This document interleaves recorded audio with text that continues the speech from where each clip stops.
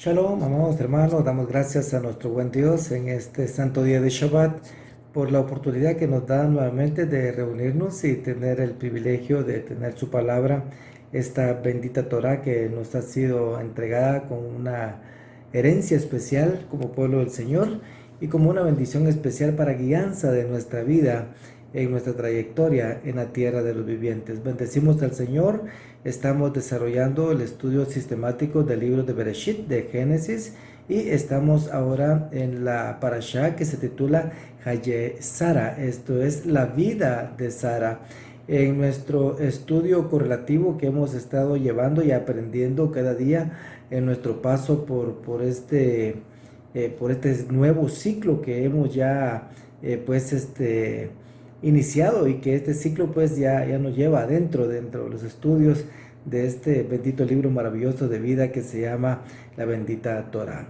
Así que el primer tema se refiere a la muerte y la sepultura de Sara, y para ello pues como vimos Abraham tuvo la necesidad de adquirir un terreno para la sepultura de Sara, y no habíamos visto a un Abraham tratando la manera de encontrar un lugar donde habitar seguro, o que dijera: esto es mío, aquí pongo la planta de mi pie y esto aquí nadie me saca, nadie me mueve.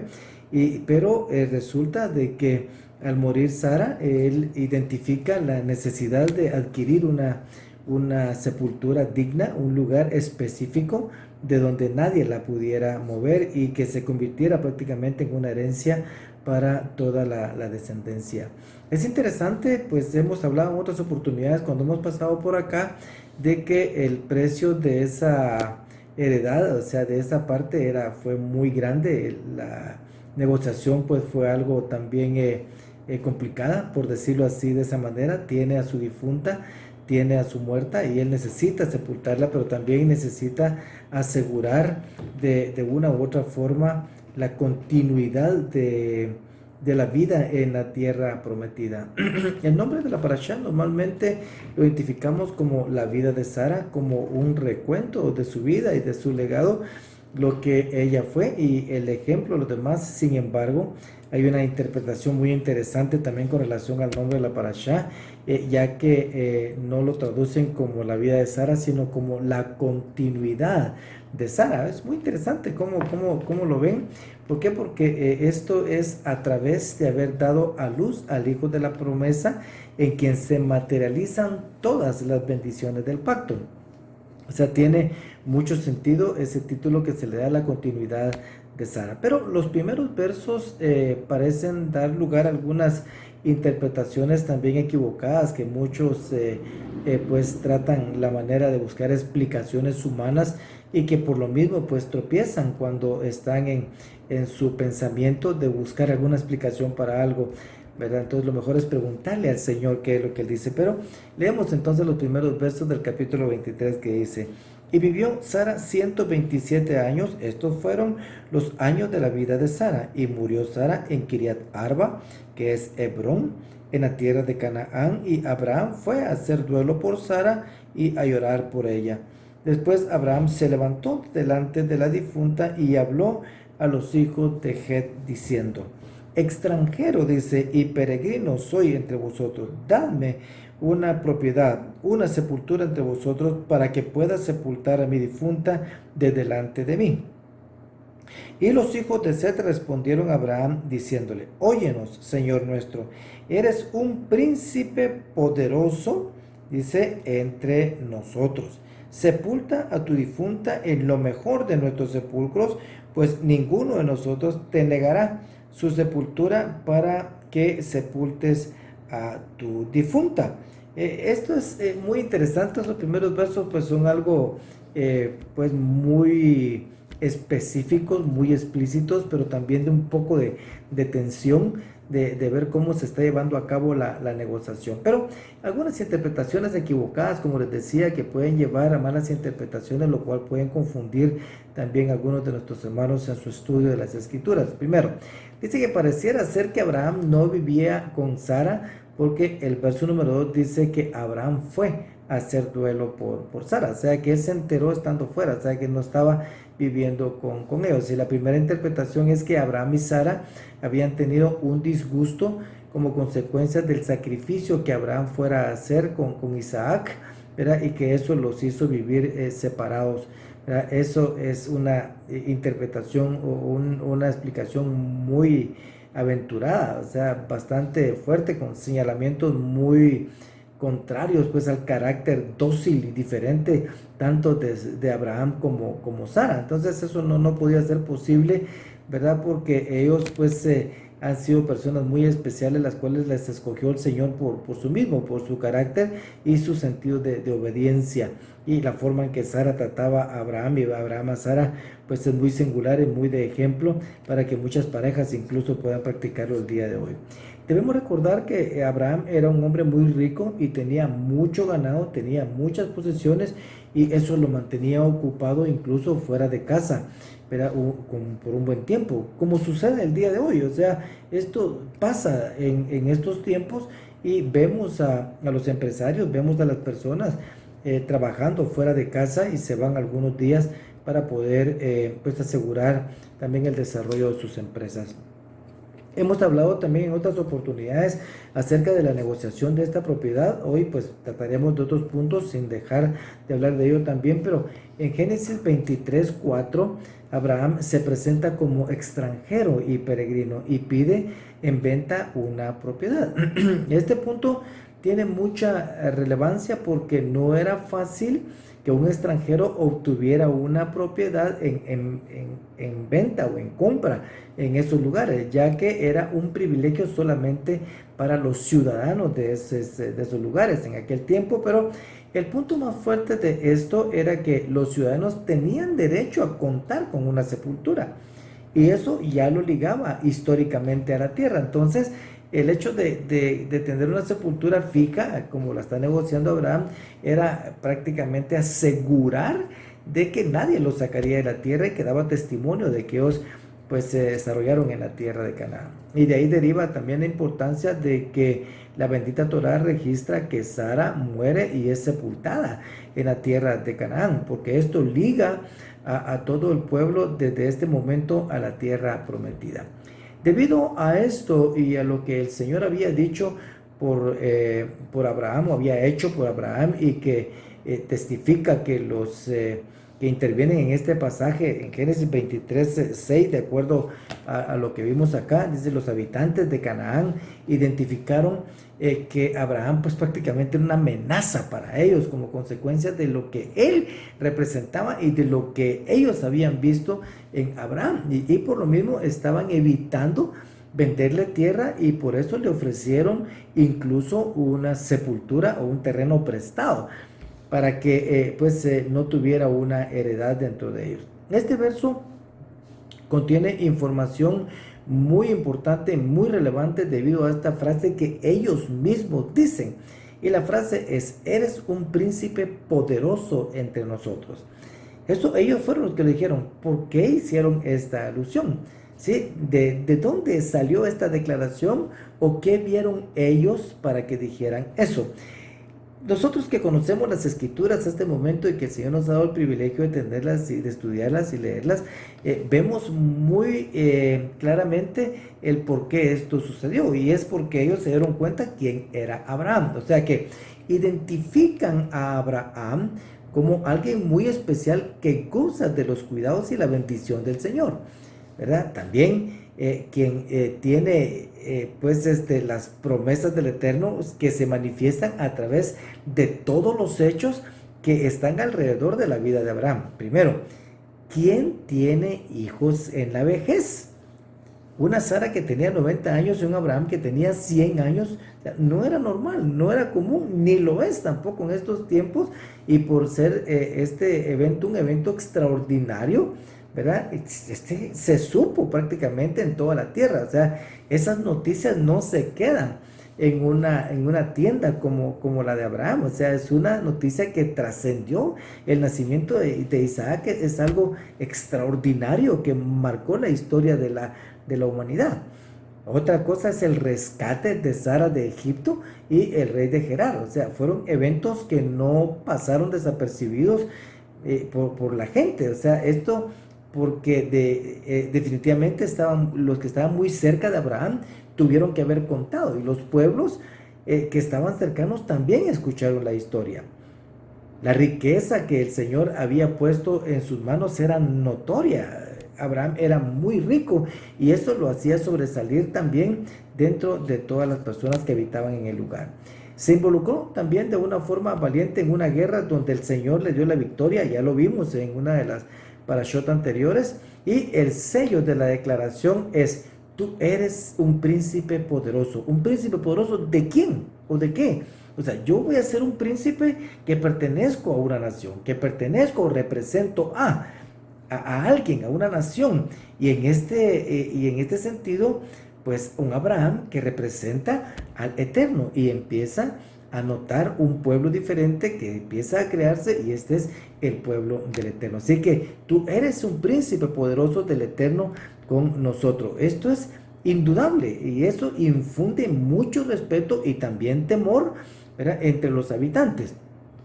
Pero si volvemos a la compra-venta de Meharat HaMachpelah, que es la tumba de Macpela, o sea que eso significa una tumba doble, y eso tiene varias connotaciones de acuerdo a lo que nosotros vamos a ver. Primero, es una muestra del testimonio de amor de Abraham hacia Sara. Esto pues era para decir, bueno, aquí entierro yo, esta es la tierra, la promesa, esta tierra fue entregada por el Eterno hacia mi persona, y yo voy a hacer que se cumpla lo que el Señor pues me ha prometido a través incluso de adquirir una posesión. El Señor le había dado bienes y él sabía que tenía que asegurarlo de cualquier forma, y de esta manera decir, no importa lo que cueste, yo de todas maneras lo voy a lograr. Y de esto también tenemos un ejemplo como cuando David, ¿verdad?, está teniendo una situación especial con relación al arca del pacto, que eso está en primer libro de Crónicas, capítulo número 21, versos 20 a 24, que dice: y volviéndose Ornán vio al ángel, y sus 4 hijos que estaban con él se escondieron. Ornán estaba trillando trigo, y cuando David llegó junto a Ornán, este miró, y al ver a David salió de la era y se postró ante David rostro a tierra. Entonces David dijo a Ornán: dame el lugar de esa era para que edifique en él un altar al Señor. Me lo darás por su justo precio, para que se retire la plaga del pueblo. Y Ornán dijo a David: tómalo para ti, y que mi señor el rey haga lo que sea bueno ante sus ojos. Mira, daré los bueyes para los holocaustos, y los trillos para la leña, y trigo para la ofrenda de cereal, lo daré todo. Eso fue lo que dijo Ornán. Pero miren lo que dice David: pero el rey David dijo a Ornán: no, sino que ciertamente lo compraré por su justo precio, porque no tomaré para el Señor lo que es tuyo, ni ofreceré un holocausto que no me cueste nada. Es muy similar, es una actitud, ¿verdad?, muy, muy importante también que David hace con relación a darle mucho valor a las cosas que corresponden al Señor. Y qué bonito que me lo regalen todo, sí, pero si no me costó nada, entonces ¿qué mérito hay en regalar lo que me regalaron? O sea, no, o sea, es una ofrenda al Señor cuando yo mismo pongo todo lo que soy, lo que tengo y lo que ha sido puesto en mis manos de parte del Señor para su servicio, y como consecuencia del gran amor que ha desarrollado en mi vida. También el hecho de que se ha comprado así de esa manera es una muestra de esperanza de que estaban tomando posesión de la tierra que el Señor les dio, porque eso los hacía parte de la tierra, tal como les explicaba hace un momento. O sea, es como decirle a Sara: mira, Sara, lo logramos, aunque ella estuviera difunta, lo logramos. El Señor nos ha dado la tierra y aquí nos quedaremos. O sea, esto es muy importante porque también fue transmitido a las generaciones futuras, y esto está en Génesis capítulo número 49, versos 28 al 33, y Génesis 50, versos 22 al 26. O sea, vean esas referencias y ustedes van a darse cuenta de cuán interesante es esta parte que les estoy hablando. Así que este evento es muy importante porque crea 2 vínculos. La compra crea 2 vínculos. Primero, un vínculo legal, porque la tierra se compró por su precio justo, que fue lo mismo que hizo David, tal como lo vimos hace un momento. O sea, la Torah nos cuenta que el trato se condujo públicamente delante de todos los vecinos. Y aquí en el capítulo número 23, versos 16 al 20 podemos verlo, dice: y oyó Abraham a Efrón, y Abraham pesó a Efrón la plata que éste había mencionado a oídos de los hijos de Het, 400 ciclos de plata, dice medida comercial, a oídos de los hijos de Het, o sea, habían testigos. Así el campo de Efrón, que está en Macpela, frente a Mamre, el campo y la cueva que hay en él, y todos los árboles en el campo dentro de sus confines fueron cedidos. Fueron cedidos a Abraham en propiedad a la vista de los hijos de Het, o sea, ahí está, delante de todos los que entraban por la puerta de su ciudad. Después de esto, Abraham sepultó a Sara, su mujer, en la cueva del campo de Macpela, frente a Mamre, esto es Hebrón, en la tierra de Canaán, y el campo y la cueva que hay en él fueron cedidos a Abraham en posesión para una sepultura por los hijos de Het. O sea, hubo una compra legal, o sea que aquí crea un vínculo legal prácticamente, porque usted no, mire esto, mire, yo lo compré y pagué por ello, y aquí está lo que se pagó delante de testigos. Pero también crea un vínculo afectivo que da testimonio de que al tener sepultura tiene una heredad en la tierra, o sea que eso los vincula directamente con la tierra, y esto es muy importante y válido hasta el día de hoy, porque da testimonio de la presencia de Israel en la tierra desde hace miles de años. Aquí está descrito y se encuentran los testimonios de esta parte que estamos leyendo. Así que con el propósito de que el extranjero no tuviera heredad, de acuerdo a la costumbre de la época, en ese lugar, pues lo que hacían era de que los extranjeros, había una sepultura comunal, por decirlo así de esa manera, o una sepultura general donde se podían sepultar a los extranjeros, y solamente los nativos tenían derecho a tener una sepultura propia, lo cual los convertía en residentes oficiales de la tierra. O sea que si usted tiene un familiar sepultado en un lugar, usted prácticamente puede decir: miren, nosotros somos de acá, ¿verdad? Y mi padre está sepultado en tal lugar. Algo como esto está escrito también en el libro del profeta Isaías, capítulo número 22, versos 15 y 16, que dice: así dice el Señor Dios de los ejércitos, anda, ve a ese mayordomo, a Sebna, que está encargado de la casa real, y dile: ¿qué es tuyo aquí? ¿Y a quién tienes aquí? Que te has labrado, dice que te has labrado aquí un sepulcro, como el que labra en alto un sepulcro, como el que esculpe una morada para sí en la peña. O sea, no, o sea, él no tiene, si está, ¿qué es tuyo aquí? ¿Y a quién tienes aquí? O sea, le dice: mire, ¿dónde está la sepultura? ¿Tienes alguien, algún familiar, alguien que está sepultado aquí? No, o sea, aquí podemos ver cuán importante era esta parte de la sepultura y por qué fue que se hizo así, de esa manera. Entonces, amados hermanos, siguiendo con esta parte, puede decirse que el primer palmo de tierra que tuvo Abraham en posesión en la tierra prometida fue para una sepultura. Eso supone entonces que debemos prepararnos para la partida de este mundo, porque tan pronto como nacimos también comenzamos a morir. Esto marca también que a Abraham no le interesa absolutamente nada más, ¿verdad? ¿Por qué? Porque su mirada, tal como hemos estudiado en otras oportunidades, estaba puesta en la patria celestial, en la patria mejor. O sea, esto es aquella patria que el Señor ha hecho, una patria no hecha de manos. Así que tan solo aquí en este mundo necesitamos una sepultura en lo que se desarrolla el resto de la historia de la humanidad, y llega el momento en el que el Señor nos permitirá entrar a los cielos nuevos y a la tierra nueva. Así que la muerte de nuestros familiares debería de recordarnos tan solo que no tenemos nuestro hogar en este mundo, que solo vamos de paso, que estamos de viaje hacia un lugar mejor, y que cuando ellos se vayan, también nosotros podamos decir: vamos también para allá. Así que el verso de Génesis 23:3, tal como leímos aquí en las Escrituras, tiene una interpretación muy especial en la tradición hebrea, porque dice, levantándose Abraham de ante su muerta. Según la tradición, él estaba pues tendido sobre ella, estaba con su boca puesto en su boca, sus ojos en sus ojos, y lloraba y clamaba por su partida. O sea, esto nos recuerda también que lo que hizo Eliseo. ¿Se recuerdan ustedes cuando resucitó también aquel niño? Se produjo aquella resucitación, y cuando Pablo también estaba pues enseñando en Hechos capítulo número 20 versos 7 al 12, donde un joven también cae de una parte y muere, y también Pablo hace lo mismo. O sea, acá Abraham pues estaba llorando a su difunta, pero también estaba tratando la manera de que ella volviera en sí. Pero ¿por qué lloraba y por qué le dolía la partida de Sara tanto a Abraham? ¿Por qué? Porque, miren, dice la tradición de que la partida del cónyuge equivale a la amputación de un órgano del cuerpo del esposo. O sea, ¿por qué? Porque la esposa es parte del esposo, ¿sí? Es carne de su carne. O sea, es como arrancarle una parte de sí. Y eso, pues, duele definitivamente, hermanos.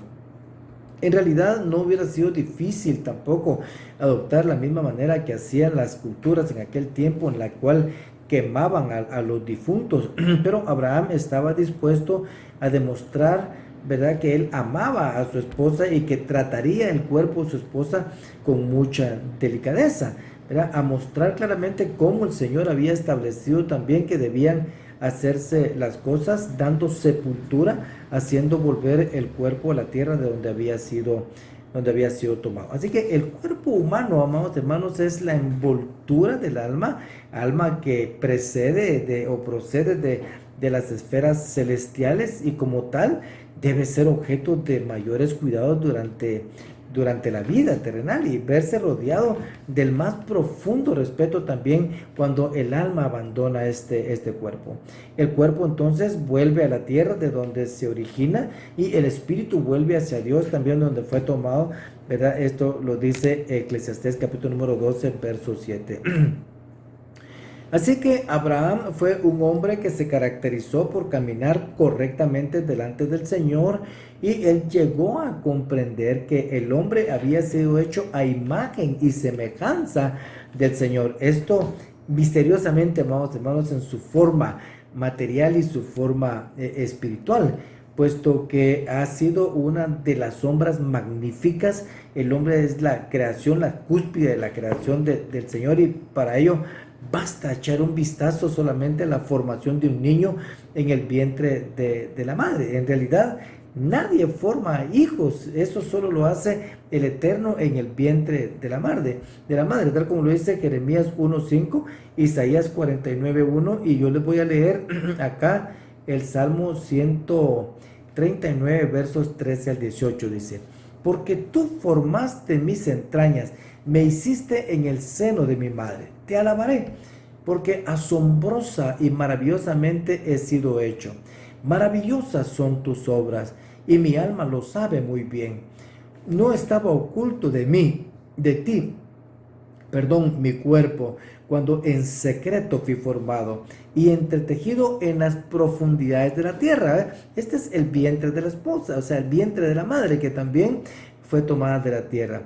Tus ojos vieron mi embrión, y en tu libro se escribieron todos los días que me fueron dados, cuando no existía ni uno solo de ellos. Miren cuán precioso es esto.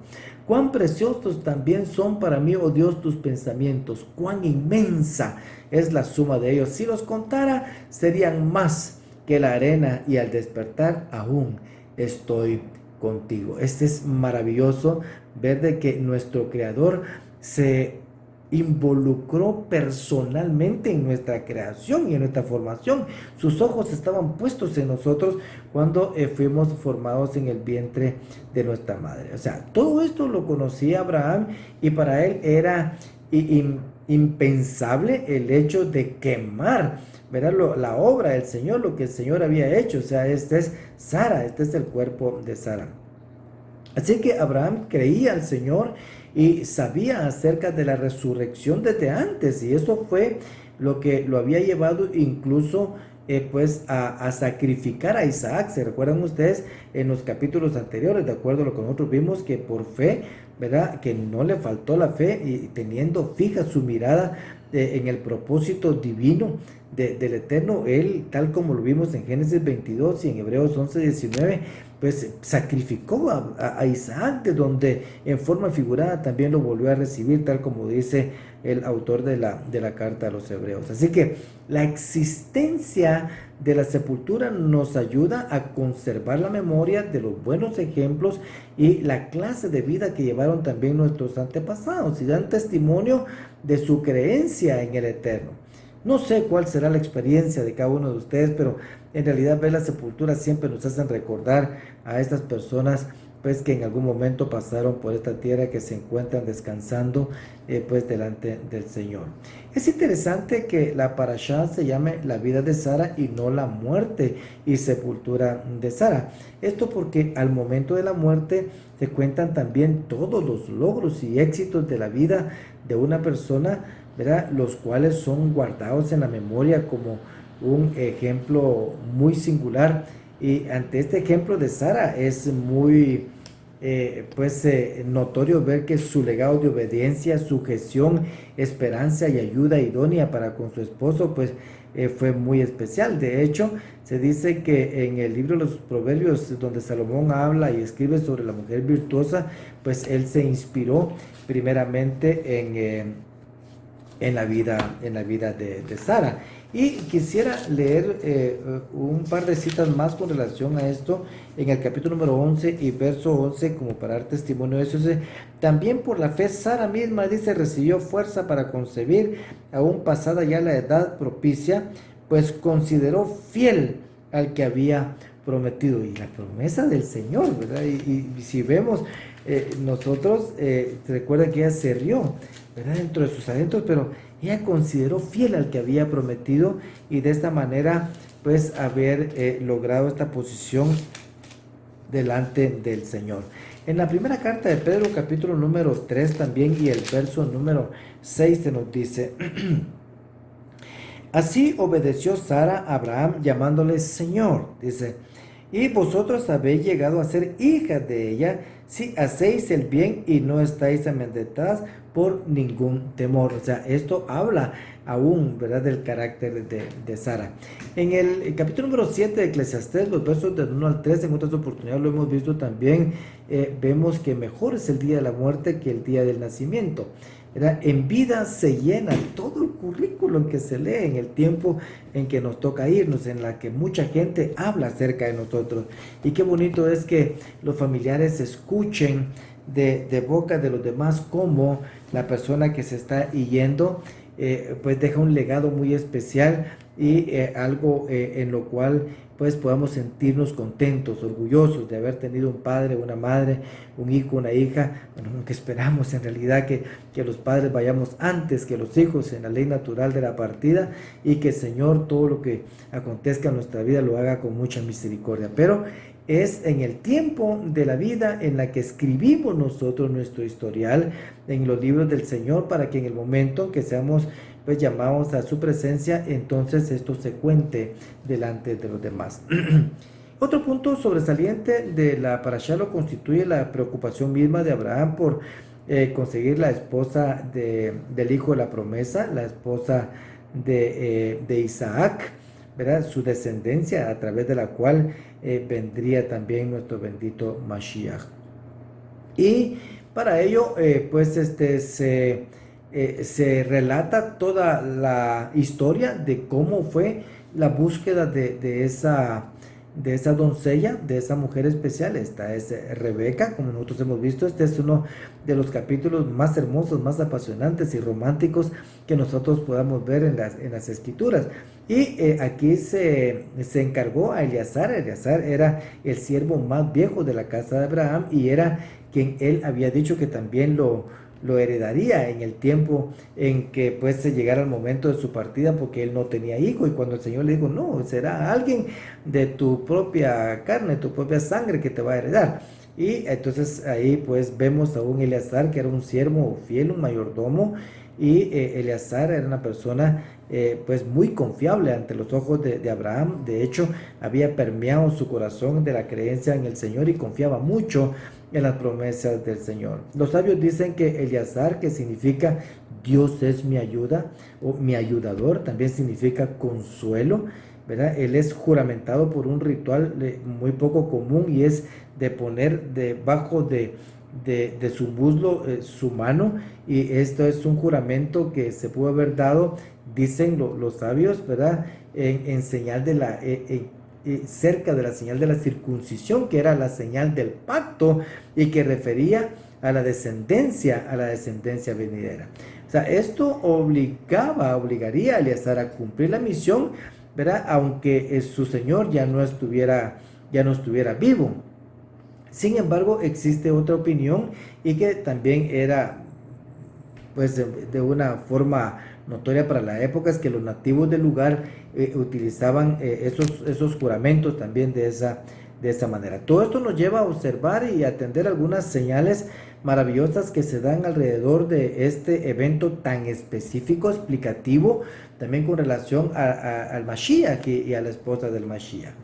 Isaac es la figura más exacta de Mashiach.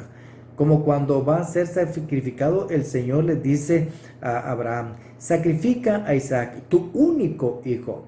Cuando vemos eso, entendemos que el mensaje que el Eterno está enviando es el plan de redención. O sea, le va a hablar del plan de redención. Esto es a través del sacrificio de Yeshua, el unigénito Hijo del Padre, tal como lo dice también el Evangelio de Juan en el capítulo número 1, verso 8. O sea, dice que nadie ha visto jamás a Dios. El unigénito Hijo que está en el seno del Padre, Él le ha dado a conocer. Así que Isaac es sacrificado antes de casarse con Rebeca. Después de la Akeida, él se va, ¿verdad? No aparece en escena sino hasta después de la muerte de Sara. Igualmente, Yeshua vino al mundo y se fue, ¿verdad? Y por un tiempo para volver y casarse con la novia. También esta es la novia, es el pueblo, la preparada, ataviada por el Espíritu, lista para recibir a su marido. Es interesante que cuando Yeshua se va, también deja un consolador. Este es el Espíritu Santo. Y en el capítulo número 14, versos 16 a 18, se nos habla de este consolador. Y este fue el papel también de Eleazar. O sea, Dios es mi consuelo, el consolador, el ayudador. Él es quien busca y prepara a la novia para su encuentro con el novio. Y esa es la misión que tiene el Espíritu Santo en este momento. O sea, el Espíritu Santo sigue preparando, adornando, ataviando a la novia del Mashiach, que en breve se encontrará con él. El Espíritu del Eterno es el que saca a la novia de la idolatría. Rebeca sale de Babilonia, como nosotros podemos ver, y es traída a una tierra también de idolatría, también de un mundo de oscuridad. Es en Babilonia, viene para Canaán. Si bien es cierto, pues también en Canaán había idolatría en ese tiempo, no debemos de perder de vista también otra vez de que es la tierra prometida. O sea, es la tierra donde está el gran Edén. Entonces, pues era importante de que ella viniera para acá, y aunque esa tierra estuviera llena de idolatría por sus habitantes, esa tierra sería y será limpia también en el momento oportuno. Pero entonces el Espíritu nos extrae y nos aparta de la idolatría del mundo y nos prepara para el encuentro con el Señor. O sea, es la novia la que debe dejar toda práctica idolátrica, y cuando el Eliezer la encuentra, la adorna y la prepara para el encuentro con su Señor, tal como sucedió con Rebeca, que es una figura extraordinaria lo que le estoy diciendo. Es que el trabajo que está haciendo el Espíritu hoy es como lo que hizo Eleazar en aquel tiempo cuando escogió a Rebeca, pero el Espíritu sigue trabajando con nosotros para hacernos también personas enteramente preparadas para presentarnos delante del Señor. Tampoco vemos a un Abraham preocupado por las esposas y los matrimonios de sus otros hijos. Después de esto, de ninguna manera no lo vemos preocupado más que por el matrimonio de Isaac, ya que se trataba del hijo de la promesa, como vimos, y de la descendencia prometida, ¿verdad? Y para ello las instrucciones fueron precisas. Isaac no debe dejar la tierra de Canaán. ¿Por qué? Porque el Señor había dicho que él no saliera de la tierra, ni siquiera para buscar esposa. Y esa fue la instrucción que recibió Eleazar de parte de Abraham. Isaac tampoco debe tomar esposas de las hijas de Canaán. Ahora, es interesante. ¿Por qué? Pues para muestra un botón. O sea, él miraba cómo eran las mujeres de ese lugar. Entonces no iba a permitir de que Isaac se casara con una de ellas. Para ello, entonces Abraham puso en orden su casa, alejando a los otros medios hermanos de Isaac, o sea, los separó completamente y dejó a Isaac solo para que él se desarrollara conforme al plan del Eterno. Así que la búsqueda de Rebeca, la novia, la esposa de Isaac, dirige su mirada hacia la redención de Israel, que es la novia del Mashiach.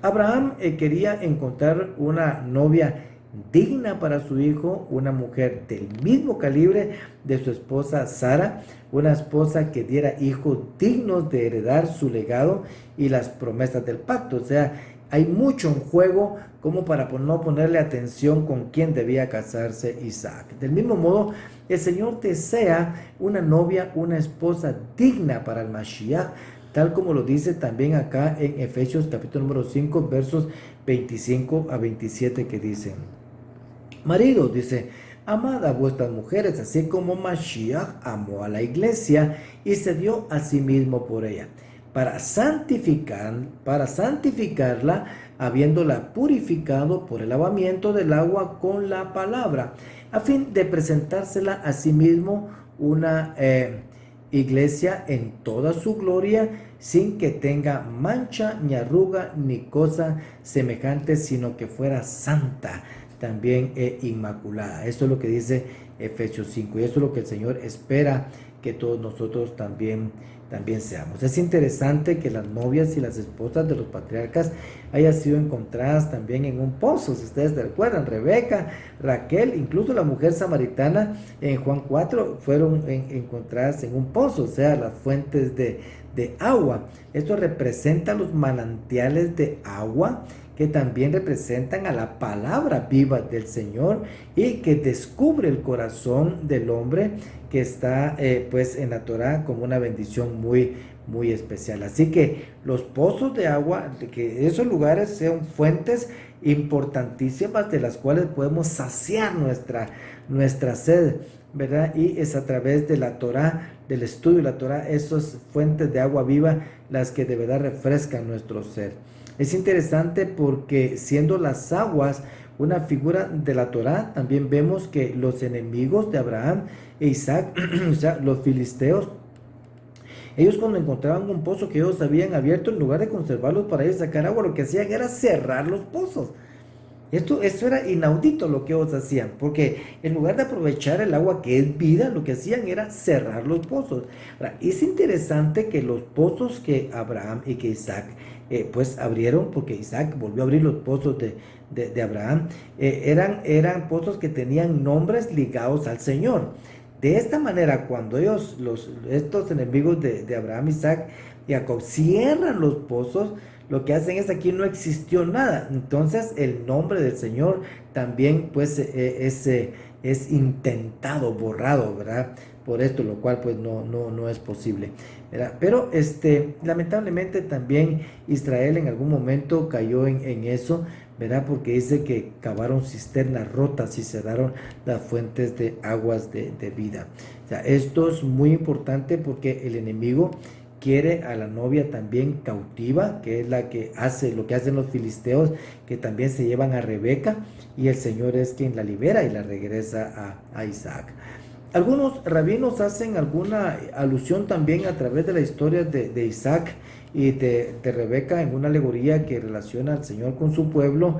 De hecho, los profetas lo ven y aluden a ello también en sus profecías. Tal es así, amados hermanos, que la muerte de Sara la relacionan con el exilio, ¿verdad? Y su tienda vacía la comparan también con Jerusalén. Pero la llegada de Rebeca a la tierra la comparan con la redención final del Mashiach, o sea, el retorno, ¿verdad? Esa redención final en la cual el Señor Yeshua Hamashiach reunirá a todos los exiliados de su pueblo, conduciéndolos hacia la tierra prometida. De esto es lo que habla también Isaías 62, verso 5, de cómo el Señor se regocijará, porción en la redención final. Así que Isaac prefigura, por decirlo así, al Mashiach de muchas maneras, tal como estamos viendo. Él es la simiente de Abraham, el hijo unigénito, que fue sacrificado de forma simbólica. Esto se asemeja al Mashiach, ¿verdad? En Isaac. De hecho, el Señor, cuando lo dice que lo sacrifique en Génesis 22, capítulo 1, le dice: sacrifica a tu único, tu hijo, tu único, al que tú amas. También hay un dato interesante con el envío de Eleazar en busca de la novia y esposa adecuada.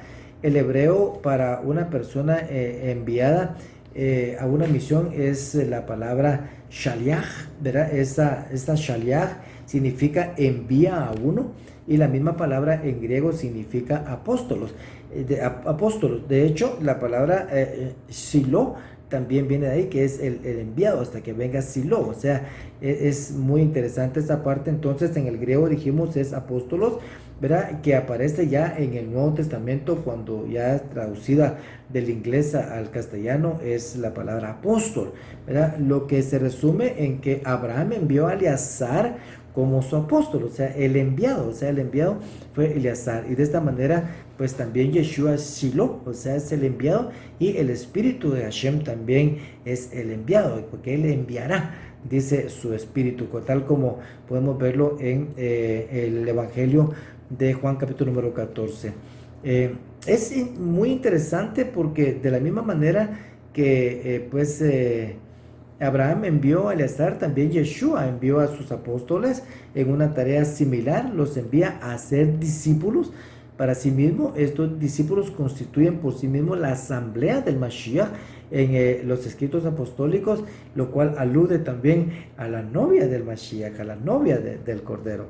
Es muy interesante ver la seguridad que Abraham tenía en la dirección del Eterno para el envío de buscar la esposa.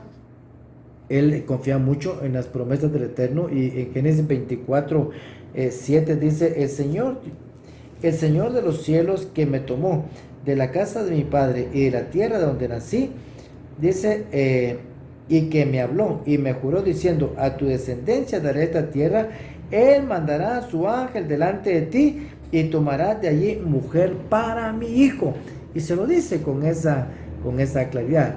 Y ¿podemos nosotros tener también esa misma convicción? Claro que sí. Claro que podemos tener esa convicción maravillosa nosotros también, de esa manera, ¿verdad? Que la tuviera nuestro padre Abraham. Somos hijos de Abraham por la fe. Entonces, de acuerdo a lo que nosotros vemos aquí en esta parte, la manera sencilla de ejercitarnos en la fe de Abraham, en la fe del Mashiach Yeshua, tal como lo declara el Señor en Juan 8:56, pues es posible, ¿verdad?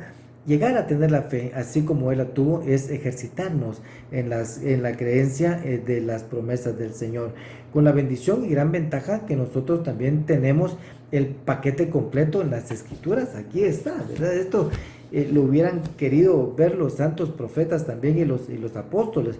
Y hay una referencia de esto acá en la primera carta de Pedro, capítulo número 10, verso 2, dice: acerca de esta salvación, los profetas que profetizaron de la gracia que vendría a nosotros, diligentemente inquirieron e indagaron, procurando saber qué persona o tiempo indicaba el espíritu de Mashiach dentro de ellos, al predecir los sufrimientos de Mashiach y las glorias que le seguían.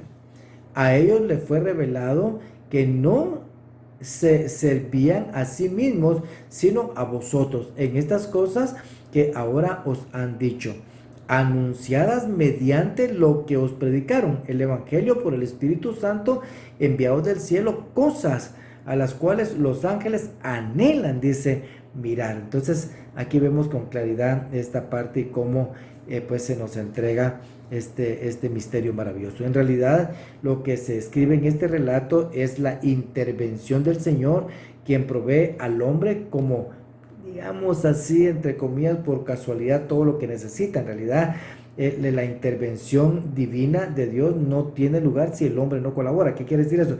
Que el hombre tiene que actuar. Por eso en el libro del profeta Daniel dice que los entendidos, dice, entenderán, y dice, y actuarán. O sea, el Señor nos manda a actuar, o sea, nos manda a hacer nuestra parte también en este plan. Sara ha partido, pero el amor y las promesas del Señor han quedado consolidadas, ¿verdad? A través del nacimiento de Isaac. Este es el legado de Sara. La continuidad de Sara es haber dado a luz nada más y nada menos que un solo hijo, pero este es el hijo de la promesa. Ahora la vida continúa y el plan se desarrollará de acuerdo a lo establecido por el Eterno también acá en su santa palabra. Y de esta manera es Eleazar entonces es escogido para esta misión. Él es el siervo fiel que muestra una fe sobre lo que hace, dejándose guiar, ¿verdad?, por el Eterno. Esto implica que Abraham ya había influido de una manera muy positiva con relación a la fe en la vida de Eleazar. O sea, Eleazar va temeroso a la misión y tiene dudas en su corazón, porque dice, y si la mujer no quiere venir conmigo, ¿qué hago?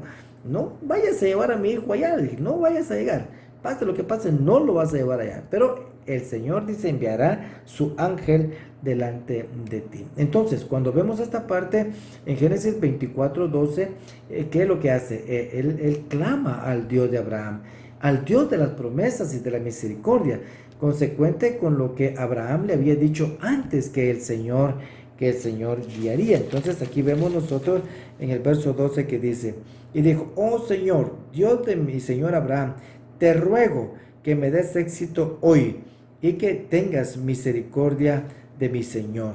Y producto de eso se produce los versos del 21 al 26, ¿verdad?, que es cuando se da el cumplimiento de las cosas tal y como Él las está demandando. Pero esto no es más que la guianza del Señor. Una vez clamó, él esperó en silencio, observando, ¿verdad?, y a la expectativa de lo que sucedería. El Señor ya había empezado a orar y lo llevó al momento y al lugar oportuno. Lo llevó a ese pozo, ¿verdad?, a donde llegaría la doncella, esta es Raquel, y la respuesta fue inmediato, de acuerdo como vemos en el verso número 15, dice, y sucedió que antes de haber terminado de hablar, he aquí que Rebeca, hija de Betuel, hija de Milca, mujer de Nacor, hermano de Abraham, salió con el cántaro sobre su hombro. Entonces ya iba también guiada por el Señor. Y una vez tuvo la respuesta, Eleazar la reconoció, la aceptó, y ¿qué hizo después? Adoró al Señor, tal como nosotros podemos verlo en el verso 27, que dice, y dijo, bendito sea el Señor Dios de mi Señor Abraham, que no ha dejado de mostrar su misericordia y su fidelidad hacia mi Señor, y el Señor me ha guiado en el camino a la casa de los hermanos de mi Señor. Qué interesante, qué bonito, ¿verdad?, cuando vemos de que el Señor de verdad va guiando, y qué bonito es identificar ese momento que está sucediendo en el cual el Señor se está moviendo en favor nuestro. Es interesante también observar las características que buscaba de la mujer para su ama, aquella que también es una mujer que se ofrece a sí misma. Dice, aquella que también ofrezca para mis animales. Y es interesante, ¿verdad? Y esto nos hace a nosotros recordar, y los más jóvenes, por favor, ¿verdad?, que logren escuchar este mensaje. Les decimos, ¿qué buscamos en una pareja cuando buscamos esposa o esposo? ¿Qué cualidades buscamos? Y vemos, ¿y por qué? Una mujer con carácter bondadoso, que su cualidad más desarrollada sea la bondad. Eso es lo que él estaba buscando aquí. Y dijo, lo que necesita mi Señor es una mujer, una ayuda idónea, una mujer con un carácter y un corazón bondadoso, ¿sí? Una mujer que pueda ir más allá de sí misma, sí, que incluso, ¿verdad?, pueda darse ella misma, y eso va a hacer que tenga un hogar maravilloso y que tenga hijos y una familia ejemplar. Cuando se llega a cierta edad siempre tenemos esa duda: ¿con quién me casaré? ¿Quién será la persona idónea? Entonces empieza la preocupación. No dejemos de orar y buscar la dirección del Señor para que esto vaya con bendición para la vida de nuestros hijos y los que están también pendientes de casarse. Eleazar estaba seguro ahora de quién era la doncella y de que ella, Rebeca, era la respuesta a su oración, a lo que él estaba esperando, ¿verdad? Y donde observa también cosas muy importantes. Y de esta forma vemos en el verso 50, dice: Labán y Betuel respondieron y dijeron: del Señor ha salido esto, no podemos decir que está mal ni que está bien. Labán y Betuel solo confirmaron lo que el Señor había dicho: del Señor ha salido esto, no podemos decir que está bien y que está mal. Esto implica que las circunstancias que están rodeando todo lo que está pasando está siendo conducido por el Señor, y la familia Rebeca no puede hacer absolutamente nada más que someterse a la voluntad del Señor. Acceden a que Eleazar se lleve a Rebeca, pero es interesante algo que pasa acá, porque en el verso 57 dice, bueno, entonces, porque él se quería ir, pero el 55 dice: pero el hermano y la madre de ella dijeron: permite que se quede la joven con nosotros unos días y quizás 10, después se irá. Y él les dijo: no me detengáis, puesto que el Señor ha dado éxito a mi viaje, enviadme para que vaya a mi Señor. Y ellos dijeron: llamaremos a la joven y le preguntaremos cuáles son sus deseos. Es interesante esto, amados hermanos, porque a pesar de que era un matrimonio arreglado, prearreglado, arreglado como decimos en los conceptos de la novia, siempre se le pregunta a la mujer si está dispuesta a ir. ¿Verdad? ¿Por qué? Porque no podemos obligar a una de nuestras hijas, ¿verdad?, que pueda ser infeliz como consecuencia de obligarla a tomar una decisión en la cual nosotros podemos ir porque hay algo de por medio o algún materialismo que nos pueda ayudar en la vida. Entonces, no, eso no puede ser. O sea, es más importante la felicidad, ¿verdad?, que cualquier otra cosa en la vida de las personas. Una vez, se le pregunta, la joven acepta ir, recibe la bendición de la familia, y la bendición es algo muy especial. En el verso 60 dice: dijeron a Rebeca, dice, que tú, hermana nuestra, te conviertas en millares de miríades y posean, dice, tus descendientes la puerta de los que aborrecen. Es interesante, la bendicen con una descendencia abundante, y vaya si no, en la descendencia después que vendría después, ella es la madre, ¿verdad?, de Jacob, ¿verdad? También era bendecida con dignidad, que sea cabeza y obtenga siempre la victoria sobre sus enemigos. Entonces es interesantísimo porque Eleazar llevó a cabo todo un plan, ¿verdad?, guiado por el Señor para poder de esta manera tener éxito en la empresa que su Señor le había encomendado. De esta manera él clamó al Eterno, ¿verdad? Eleazar dejó fuera sus habilidades y su experiencia a la luz de sus ojos y esperó nada más en el Señor, la manifestación del Señor, y mientras esperó se mantuvo constante y en comunión con el Señor, y lo más importante, fue obediente cuando encontró la respuesta y la ubicó rápidamente. Dos cosas pueden estar pasando acá cuando la mano del Señor no nos está guiando a nosotros. La primera, porque hemos dejado de escuchar la voz del Señor. Hemos dejado de escuchar la voz del Señor, porque dice, hemos dejado de leer. Pero es que lo que pasa es que cuando leemos, lo que hacemos es escuchar la voz de Dios a través de las Escrituras. Y la otra es que no queremos seguir la dirección hacia donde el Eterno nos está guiando. ¿Por qué? Porque yo estoy en mi voluntad y la palabra me dice, el Señor me guía, pero no yo sigo en lo que quiero. Entonces, de esa manera, pues no voy a encontrar la dirección del Señor, porque siempre voy a querer ir en pos de mis caminos. Y el otro tema acá importante también es la descendencia de Ismael. Es interesante la descendencia de Ismael, porque de aquí de Ismael también salen en el capítulo número 25, versos 12 al 17, se menciona esta descendencia. Vemos también cómo era Ismael. Dice que cuando el ángel encontró a Agar, le dice que sería indómito, Y la palabra para indómito es la palabra peré, o sea, significa salvaje, apresurado, que viene de la raíz para, que significa fructificar. Importante el concepto porque al final eso significa hacer fructificar la violencia, o el que hace fructificar la violencia, o sea, multiplica la violencia. Y de aquí también salen 12 príncipes, de acuerdo a como lo dice la escritura. Este es Nebayot, Cedar, Abel, Mibsam, Misma, Duma, Masa, Adar, Tema, Getur, Nafis y Sedama. Entonces aquí está los 12 príncipes. Es interesante de que de aquí desciende el mundo musulmán, o sea, la creencia y la religión musulmana, que es sometimiento. Aquí en esta parte también es interesante todo lo que... Y que el Señor nos siga bendiciendo fuertemente. Los bendigo en el nombre de Yeshua Mashiach, Melech Israel. Amén.